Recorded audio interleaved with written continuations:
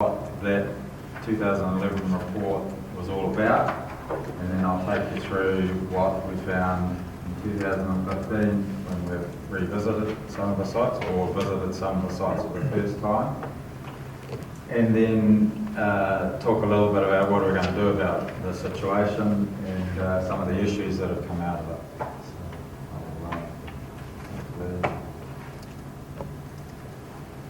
So just to give you a little bit of the background, obviously the council has some statutory requirements for looking after, maintaining important things that are out there. And as a result of those, the council and DOC worked together to put together the 2011 significant site survey or study, and that was also designed to feed into the coastal plan. So the sites that are identified as being important feed into the plan, which is soon to come out.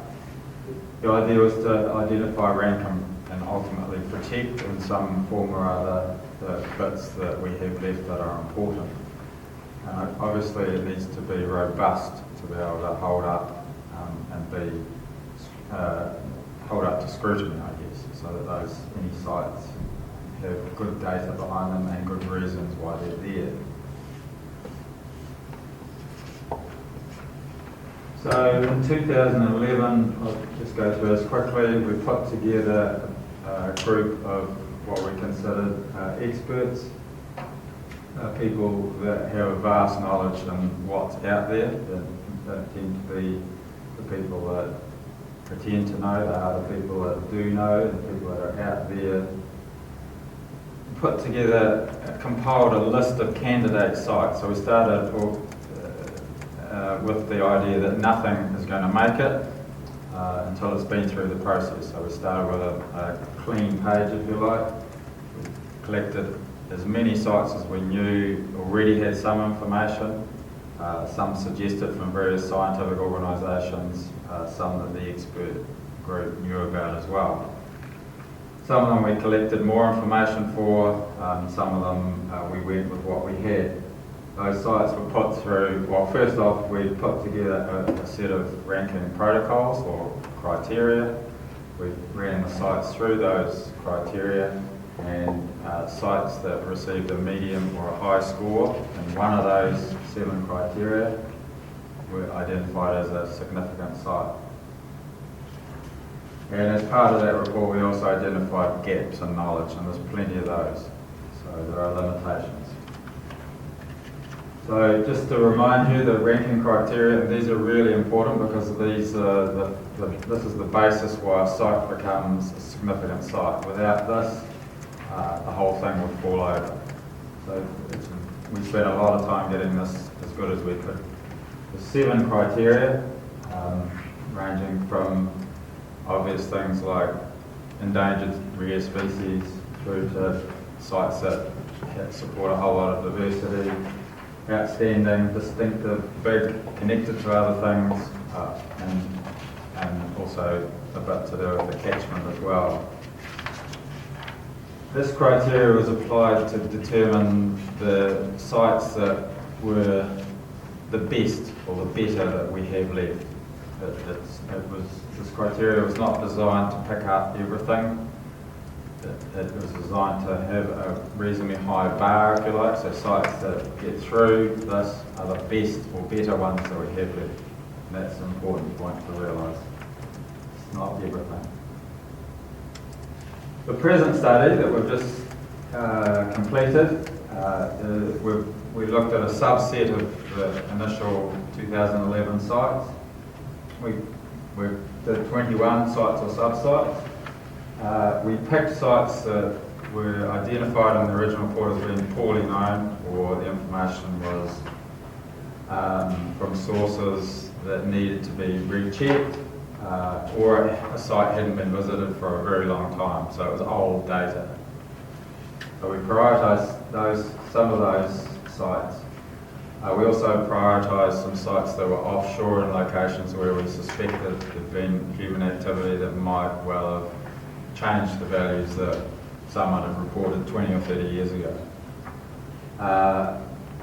We also picked sites that we were unsure about where these things started and stopped, so we needed to redefine or check the boundaries. And there are some sites in there that we collected some quantitative data for the purposes of ongoing monitoring to determine health, if you like, or ongoing decline or rehabilitation or the effect of all the other things that are going on. So there's a bit of both, a bit of survey and a bit of state of the environment monitoring initiated. So we decided just to make the money go as far as possible. We targeted the Queen Charlotte, Tory Channel, Port area. There's no point in travelling all over the place. We concentrate on one area first. It means we could do a whole lot of the sites over a period of days rather than be travelling around all over the place. So that's just a logistical reason. The methods that we adopted, as I said, we had two sorts of things going on, the widespread survey or the quantitative monitoring. So we employed a lot of traditional standard biological methods. You can drop camera, sonar, video, which is the visual things, and then we did some quantitative stuff, which is collecting core samples, divers collecting quadrat data, and things like that, and that can be repeated again and again to determine if things change. So there's a bit of both going on depending on the site. I'll just run through what the results were.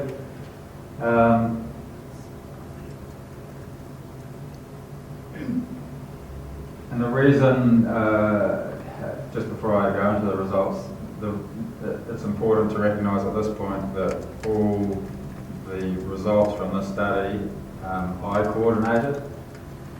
I'm producing a whole lot of recommendations out of it, but those recommendations don't go any further until they've been through the expert panel.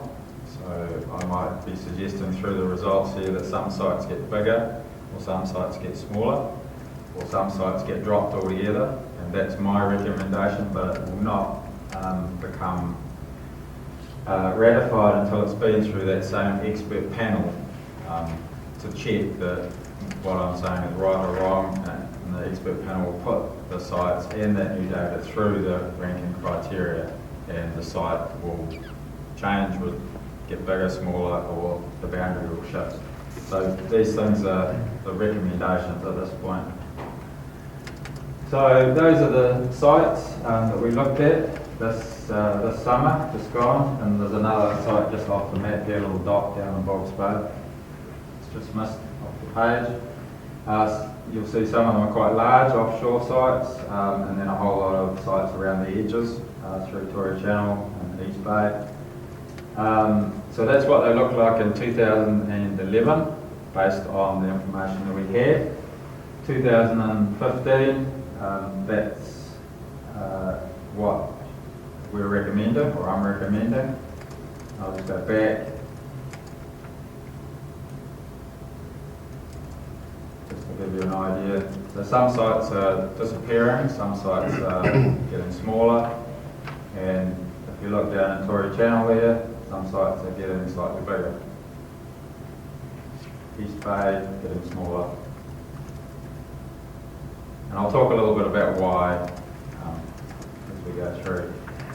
So of all the sites that we looked at, 12 sites or sub-sites increased in size. And that equated to about 113 hectares of new area.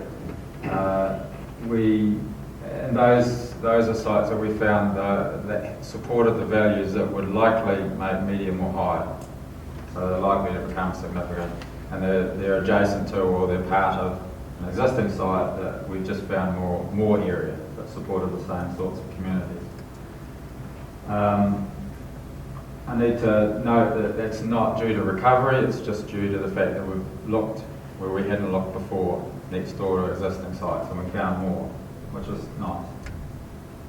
And most of those are on Tory Channel, in the current swept edges. that's a little bit what they look like. That's not Tory Channel, unfortunately. That's a Danny Bolden photo from part of Marlborough Sound, but it's the sort of community that we're looking at. It's a current swept community. It's very attractive. Decreases. Of the 9 sites and sub-sites that decreased, two I'm suggesting have disappeared. They dropped below the ranking value. 7 sites decreased in size, so that's a boundary adjustment. A total reduction of 1,400 odd hectares, which is quite large. Quite a large area. It's about the size of Blenheim and all the suburbs. 2 of these areas that we looked at that have decreased in size were redefinitions of boundaries, and I'll talk a little bit about what that means, and that was about 20 hectares. So overall, of the 21 sites and sub-sites, between 2011 and 2015, a decline of 71%.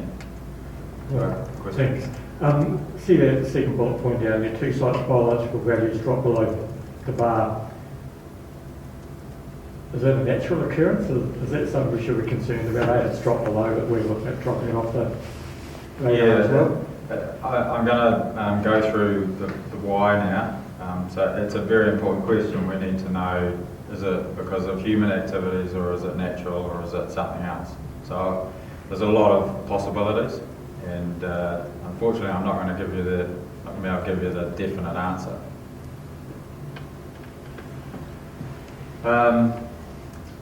So that's just a photo of one of the sites that reportedly had values and no longer does. So the question is exactly that: how much loss and why? So that's the important question, and obviously you need to address that in terms of moving forward, in terms of making sure that we don't lose the rest. So there's a few clues to the difference between the sites that increased and the sites that declined. The sites that increased in size and importantly retained the values they had before in 2011 were sites that are around the edges of things, or that had rocks or physical structures there. In Tory Channel, where current swept locations as well.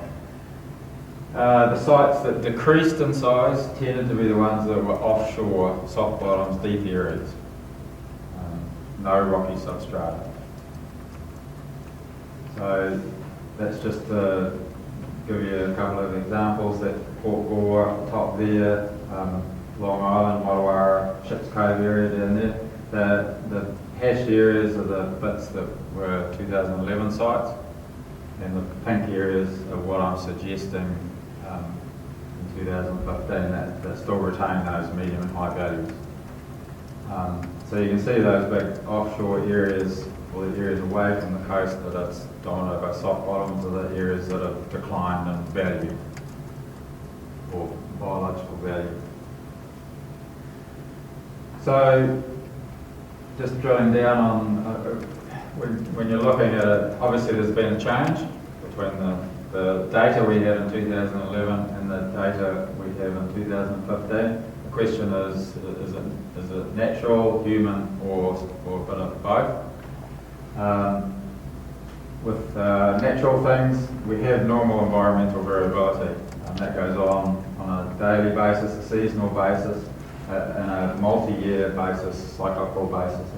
We have extreme weather events that can cause catastrophes, floods, etc. And those things need to be considered in terms of the potential reasons, so we can't write those off.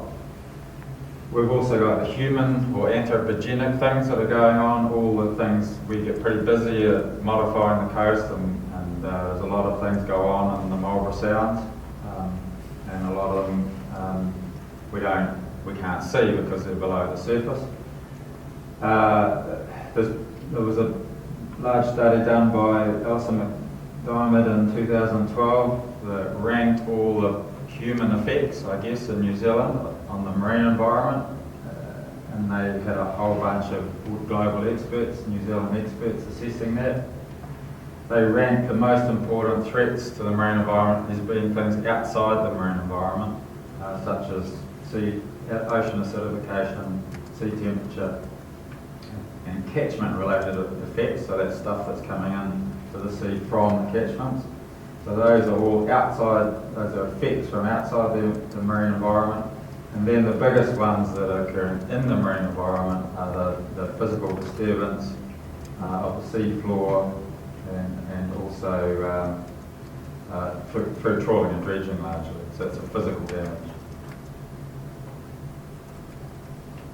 So I'll just talk a little bit about those biggies that are occurring in the marine environment or affecting the marine environment.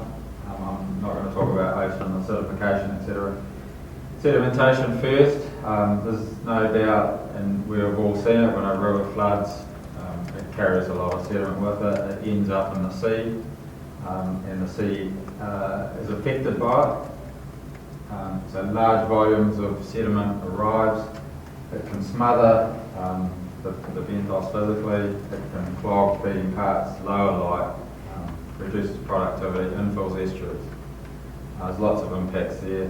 Florist, I think, Glenn Lauder in his PhD said there was about 7 metres of fine sediment that had built up in Flora Sound since it was flooded. And that's how we started in New Zealand, and that's what we did, and that's what it ends up as. You can see the plume of fine sediment there.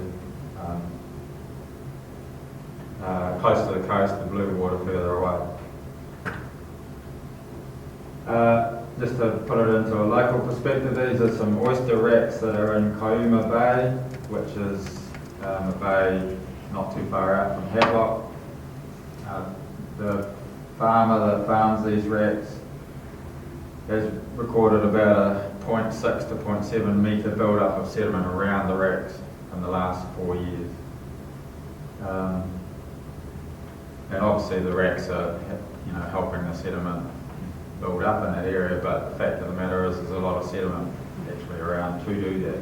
So it can be quite dramatic and quite quick. The areas that are receiving the most sediment are Dolores and Port Underwood. Queen Charlotte a lot less, Crisales less, East Bay very low. The other candidate for disturbance or lowering of the values of significant areas, bottom towed devices. This is a photo from the tropics, obviously, where it's nice and clean and you can see everything. This is to show you what a trawl looks like. So these are the 2 trawl doors on the outside that hold the net apart. They bounce along the bottom. They're towed by these warps that go up to the boat. And then you've got a bottom rope, or sometimes a bottom chain, that tickles along the bottom and flicks things up. And then you've got the net.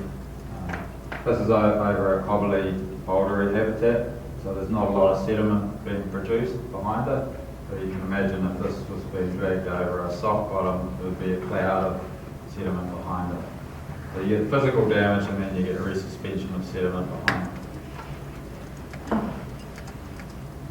Just to put it into perspective of how much of that sort of activity is going on, this is a picture of the start and finish points of dredge tows. This is Maud Island, Waitata Ridge, heading out to Dolores Entrance, Horseshoe Bay, Waitata Bay. So those points, that's in 2011, these are the start and finish points of dredge tows. So you can see there's a fair amount of activity. Are those commercial or Commercial, yeah. commercial? Commercial. I'm not sure what the different colours mean. Or maybe different boats. So physical disturbance can be intense. And you can imagine these are big steel objects, dredges.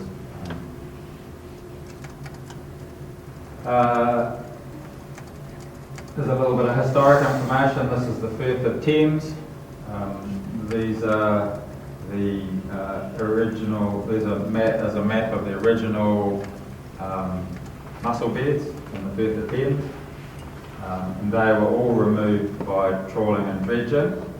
which is the physical disturbance of the bottom, so that biogenic mussel bed was removed, and what's happened since is there has been no recovery of any of those beds. And the biologists put it down to the fact that the Firth of Thames is now a highly turbid or sediment, it's a dirty place in terms of mud, and those mussel beds can't recover while that sediment regime is occurring. I've dived in, I think the furthest one I've dived in is somewhere around about there. It's the dirtiest place I've ever dived in. We can't even see the finger on the glass of your mask because it's pitch black. It's pretty bad.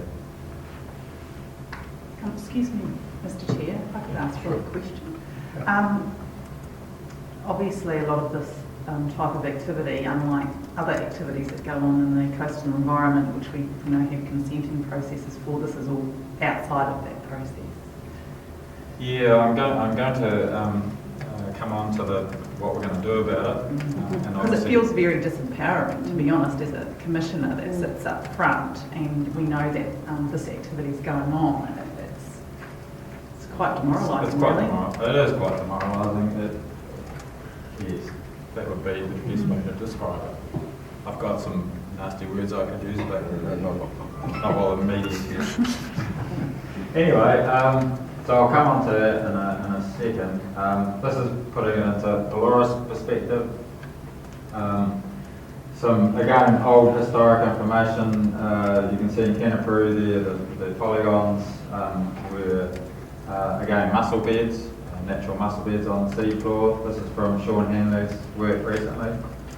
Those are all gone, and also most of the horse mussel beds that were identified have also gone. And the inner sounds, I've talked to a few guys that have lived in the sounds all their lives, and they remember scallop dredging in Mahau Sound when they were kids.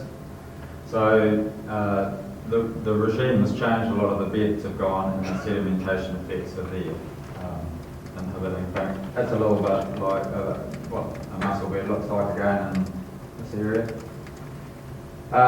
And there's obviously some other human activities that result in physical disturbance. This is the effects of anchoring. This is a road lift bed, which is a little calcified algae. This is in a marine reserve, and that's my anchor. So my bad. But it just goes to show the vulnerability of those sorts of habitats. So just for clarification, sorry. Yes, Karen. Really interesting to see these bigger versions of the ones we sometimes get in hearing packs. But so that anchor has dragged across the seafloor, isn't it? Is that what we're seeing there? Yeah, effectively, we found this. We did some work with Doc back in 2012, I think. We were looking at sampling a whole lot of sites, and we did a whole lot of video tows through the marine reserve and areas outside the marine reserve. We didn't know this existed, and the video sled picked it up, and so I went back, and we obviously wanted to dive on it to verify it. And of course, it was bigger than I thought, and the anchor went down too close on top of it. So what happens is the anchor goes in, soft sediment. So you've got this, I guess you call it a biological skin over the surface that stabilises things, and then underneath it you've got this very fine light sediment. So basically the heavy, anything heavy or weighted basically breaks through it, and you can imagine, I mean this is a little tiny anchor. You can compare it with a 800 kilo dredge or a winged or a trawl. Imagine or a chain between the wing doors has dramatic effects on these sorts of sensitive, fragile communities. I hope that answered. Thank you. So just to summarise the things between 2011 and 2015, I need to point out that the data in 2011 was not all the sites that were in that 2011 report were surveyed at that time. Some of it was historic data from 20 or 30 years ago. So some of the loss that's occurred may have happened over a much longer period, not just since 2011. And that's one of the difficulties with coming to terms with impacts on the sounds is we don't have a baseline from when humans first arrived. We're guessing for a lot of it. So most of the loss is likely due to human activities, and I don't think it's due to natural variations in weather and climate and things like that. It's more to do with sedimentation or physical disturbance. Some of the decline in the areas is probably due to some inaccurate boundaries initially, or some poor information. Some of the boundaries were my best estimates based on the information I received from a scientist or whoever it was that was providing the information. So some of the loss may be due to that as well, and that data quality issue. And most of the gains were due to finding more areas, not recovery.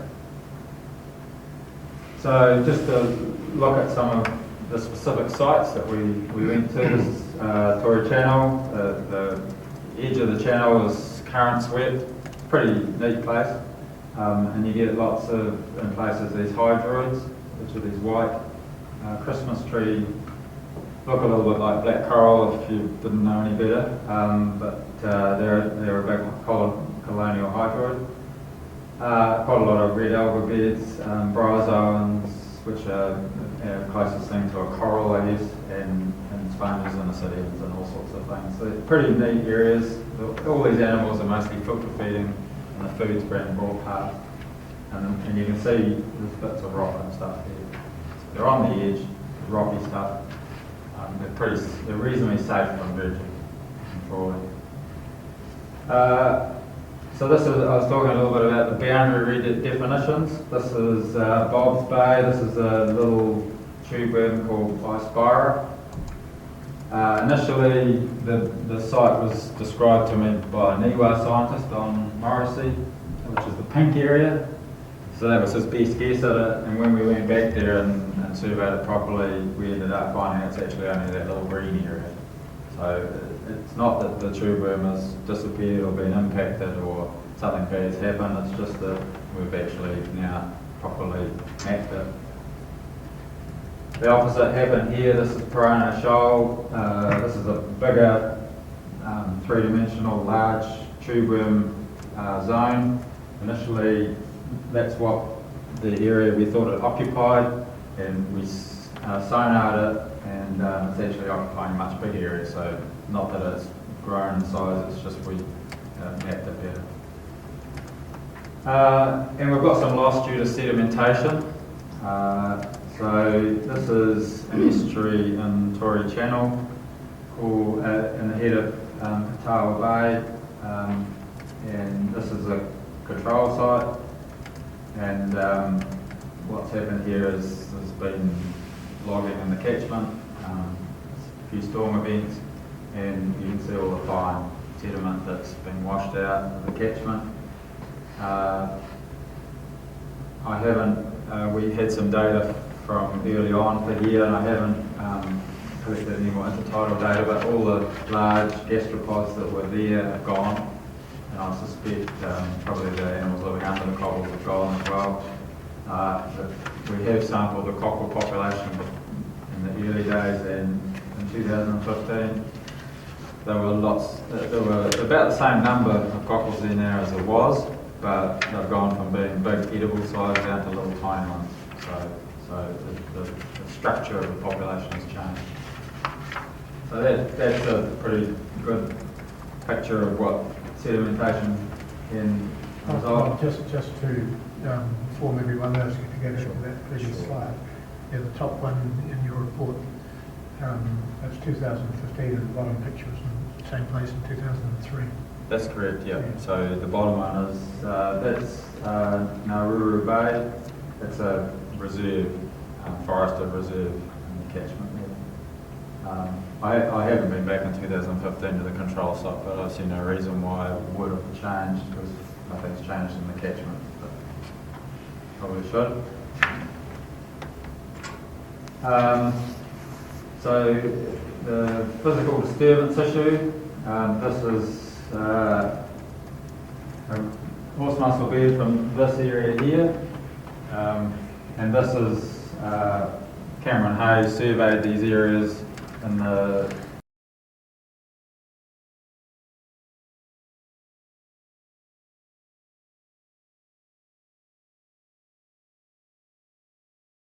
mussel bed there, so it's likely due to trawling. Just before I go on, the reason that the horse mussel bed in the outer sound is still there is it's on a steep slope and it's afforded a level of protection because of the topography of the shore. And another physical damage example, this is Piranha Shoal, so this is looking from the Queen Charlotte track, Picton, Waikara in the background there, this is Blackwood Bay, and this is anchor damage.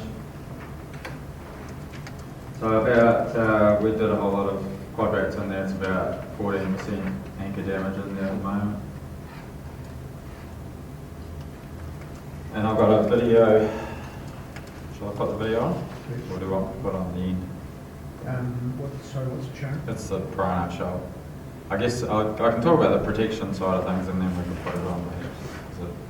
Well, let you show it now, and then when that's done, we can understand what we're talking about, and you go on to the conclusion. Hopefully this works. I'm just wondering if it might be worth turning the lights off. Is that? Yeah, but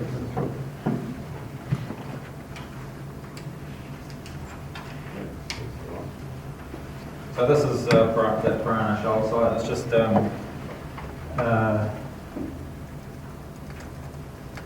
showing, push the play button, a little bit about what the mounds look like physically. So they're quite large, three-dimensional, made up of basically colonies of tube worms. And you can see in amongst the mounds, you can see there's lots and lots of little tiny white dots, that's mysid shrimps. So these three-dimensional structures provide home for a whole community of food for other animals, places for juveniles to hide. They have a whole lot of functions, biological functions. So what's happening here is it's a mound and people are plonking anchors on the top of it and the anchors are dragging off. And what's happening is you're getting these scour channels of anchors coming down and basically the anchors breaking off the mounds. That's Mike Avis. Cameo roll. Would they then die, would they, those communities, broken off communities? If they get turned over and the tube worms are down in the sediment, yes, they'll die. I mean, they'll probably survive in a broken form, and they may there may be other worms that come in and stabilise them there, but they roll around a bit, probably end up rolling down the bank eventually. So, just go back. So, there we go. So the important question is, okay, it would seem like we're losing these significant sites. What are we going to do about it? And I'll talk about another issue as well after this. But the first issue is, what are we going to do about the loss? We've got to remember these are the best bits that we've got left. We're not trying to protect everything in the sound, so these are the best remnants of what was probably once more widespread than it is now. But if we don't do anything, it's inevitable that, especially sites like this, that are vulnerable to disturbance and damage, are going to gradually be degraded and lost. And we can't just sit by and hope. We have to do something about it. Protection in some form or other is the best is our only option, I believe, some sort of protection. The question is what sort of protection is appropriate and what works the best. At the moment, our track record is not very good. We have one significant site that's protected out of the 127, which was protected in 1993, which is Long Island Kokomura Marine Reserve, which was initiated by the Combined Dive Club and supported by Doc. Andrew Baxter was involved, he's here. So that represents a small part of the coastline and a small percentage of the coastline. It's great, but it's not enough. On land, we're pretty used to the concept that if you want to protect the species, you have to protect the habitat. You can't protect the kiwi without protecting the kiwi's forest. In the sea, we tend to get focused on the fish and not the fish's habitat. And a lot of the things that are required in terms of protection are not about what's swimming in the water, it's about what's on the bottom. It's the habitat.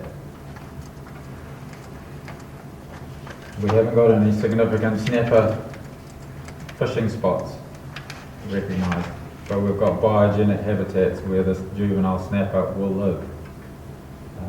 So even if you are only interested in catching a snapper, it's important to protect the habitat where the snapper babies live. Is there anyone from Australia here? Because I'm going to compliment the Australians. I lived there for a while. That's not quite the same. I married one. Oh, okay. Well, you can tell them that I'm giving them a compliment. Australians actually have done it pretty well. They have a whole raft of legislative mechanisms for often protecting habitats. I hate that the Australians are ahead of us on this, but they are. And you can. This is. I took a photo. This is the area of Port Stephens, which is north of Sydney. They have a lot of harbours, about the size of Queen Charlotte Sound. They have all these different zones, and the whole thing is. I think that they call that a marine park. And there's examples of the zones. There's zones where you can't anchor. There's zones where you can't fish. There's zones where you can fish. There's zones where some things are inappropriate, and so on. So they manage things according to the habitat and what they're trying to protect. And they do that all over the country. Our track record was not so good.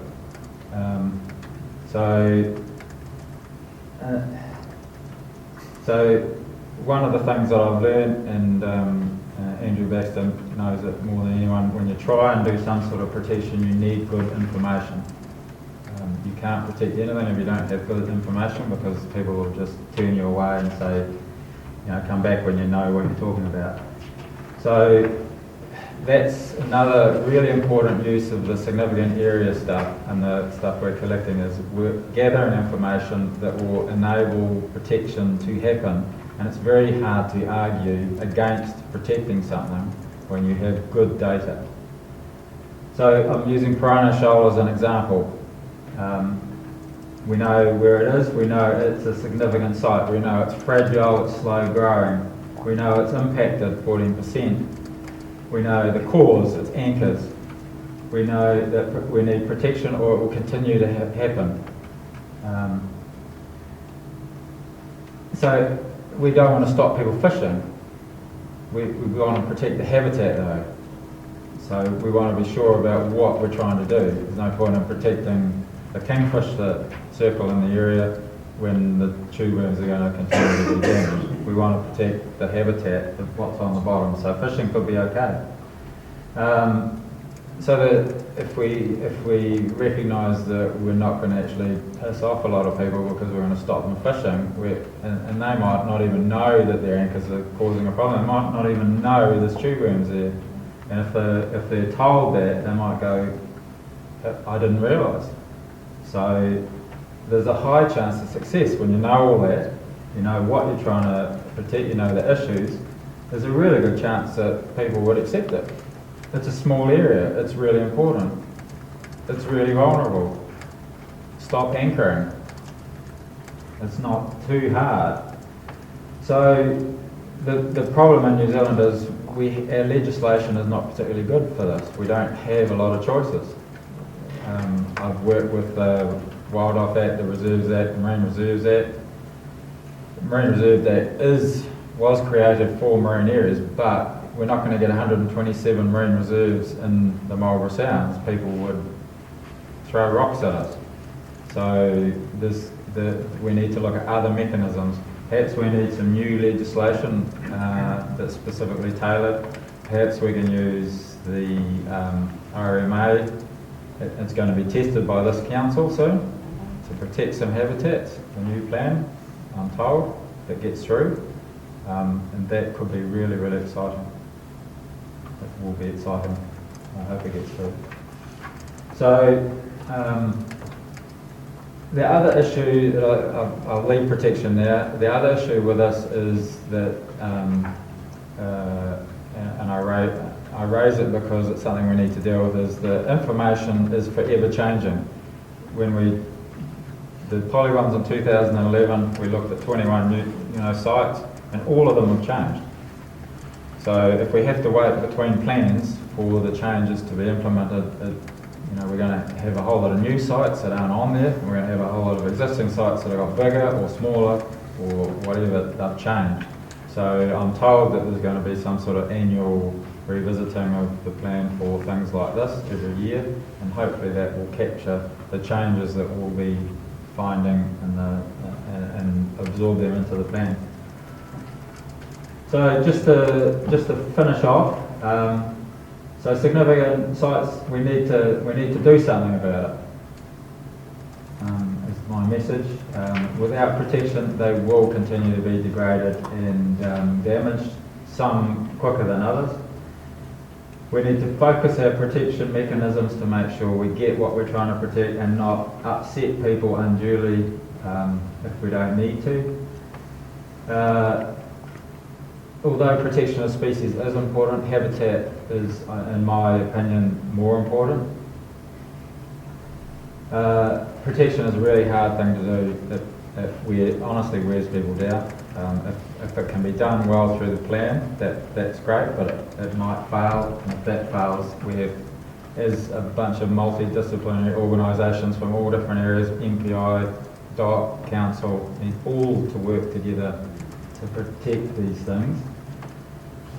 Marlborough, and for that matter New Zealand's got a pretty poor record of protecting things in the marine environment. They're hidden under the water. A lot of people don't know what's been lost. I believe there's a need for some new legislation for marine areas that would make things easier. The Marine Reserves Act is being rewritten. Maybe that will help.